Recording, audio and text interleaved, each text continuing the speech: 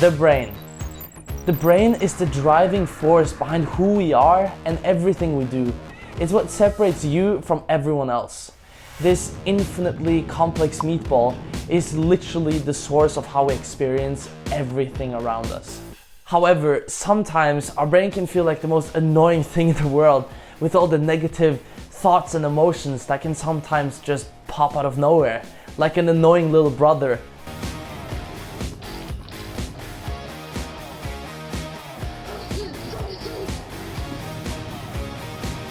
There are even times where it seems like our brain is in control of how we feel and think. Like our brain has become a complete boss. I'm a stud. I'm ballsy. I don't take no shit from anyone. I smoke my stogie anywhere I want. I don't have to find a hideout place like you. Now you might wonder, well, how can I stop this from happening? How can I befriend my brain? What? Did we just become best friends? Yup.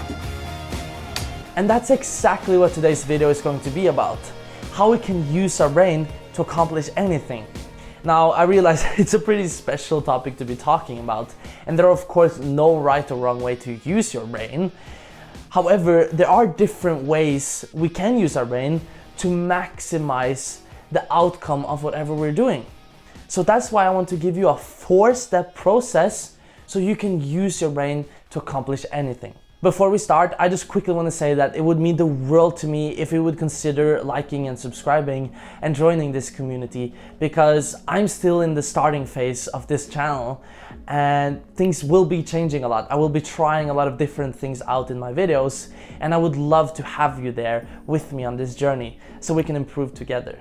Now, let's get on with the video. The first step is to genuinely believe in yourself. He who says he can and he who says he can't are both usually right. If you want to use your brain to accomplish anything, then the first and most important thing you gotta do is to genuinely believe in yourself. You gotta sell it to yourself. Don't fake it till you make it. Because if you don't genuinely believe you can do it, it's going to be extremely difficult. I grew up in a very athletic family, and ever since I was very young, I did a lot of different sports. And what naturally happened was that I became athletic and it became easier for me to do those different sports. And then my friends started telling me, you're really good at those sports. Which then made, little Henrik believe that I was really good at it. And I genuinely believed that it was easy. And I really believe that that's the reason why I have a great relationship with sports, still to this very day. And I never really gave up because my parents always told me that failure is good. And this is very important because a lot of people have a bad relationship with failure.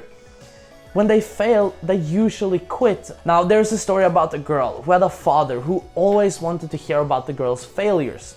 Every single day at dinner, the girl would tell her father about what she failed at that day. And if she didn't fail at something, the father would actually become a little bit angry. And as the girl grew up and met new people and understood how they viewed failure, she understood why her father did that. And the reason for that is that your relationship with failure is also your relationship with trying. She understood that she was willing to try a lot of different things that most people weren't willing to try because they were just scared to fail. However, she grew up having to learn from her failures. So she viewed failure as a stepping stone to success, as a way of becoming better. Now, if you don't have that same relationship with failure and you don't genuinely believe in yourself that much, then a simple thing you can start doing is to focus on small victories. Because let's, for example, say that you say, I'm gonna run a marathon. It's very hard to genuinely believe that you're gonna run a marathon. But if you say, okay, I'm gonna run 3 times a week for a month, that's something that's very tangible. That's a small victory that you can genuinely believe that you will accomplish. And once you accomplish that, you can increase the goals until one day you're running that marathon. So start with small victories that you genuinely believe that you can do. Step number 2, consume what you need. If you want to get good at working out, you gotta practice, you gotta go there often, you gotta learn about training, learn about the different muscle groups, learn about different exercises and what works best for you. That's how you can get good. If you want to learn how to get good at dating, go out of the comfort zone, talk to strangers, talk to girls in person or boys, and develop that skill. It's equally important what you stay away from.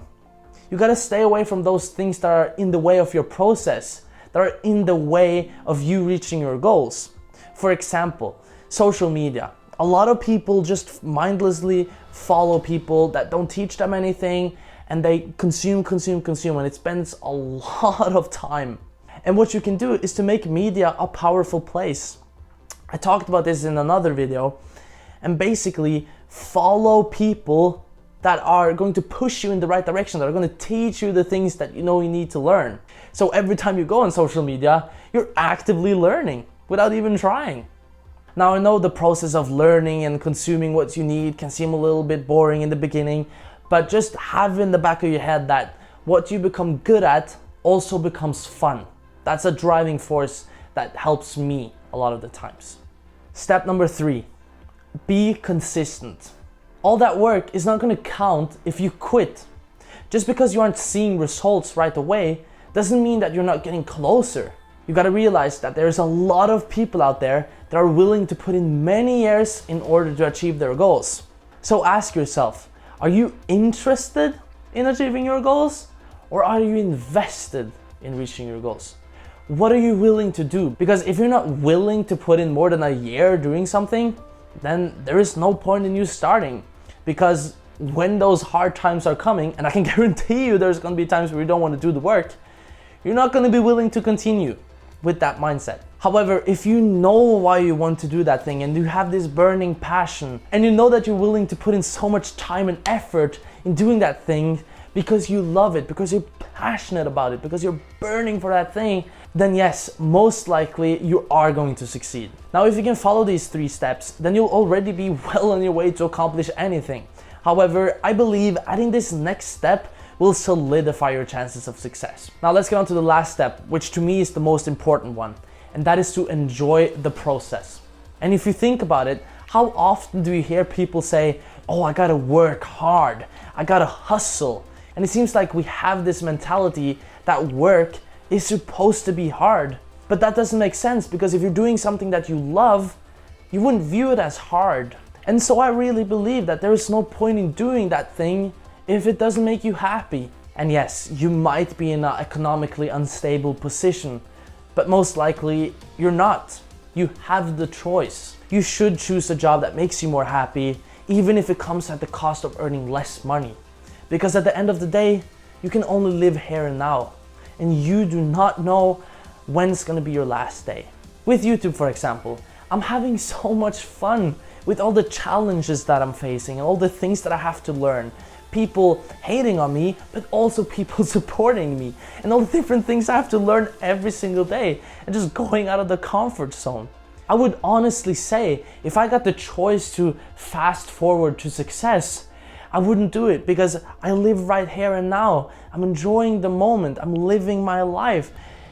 I wouldn't want to lose 10 years of my life just so I can live in success. What even is success? And even if you were to reach your success, it's not worth it if you don't know how to enjoy life right here and right now. So start living and have some fun. So to summarize, we have a 4-step process, which is to genuinely believe in yourself, consume what you need, be consistent, and enjoy the process. I hope you liked today's video. Make sure to comment down below what your thoughts are on this, and share this with someone that you think needs to hear this as well. Also, what do you think I should make a video about next? I wish you an amazing day. I love you all so much. Later.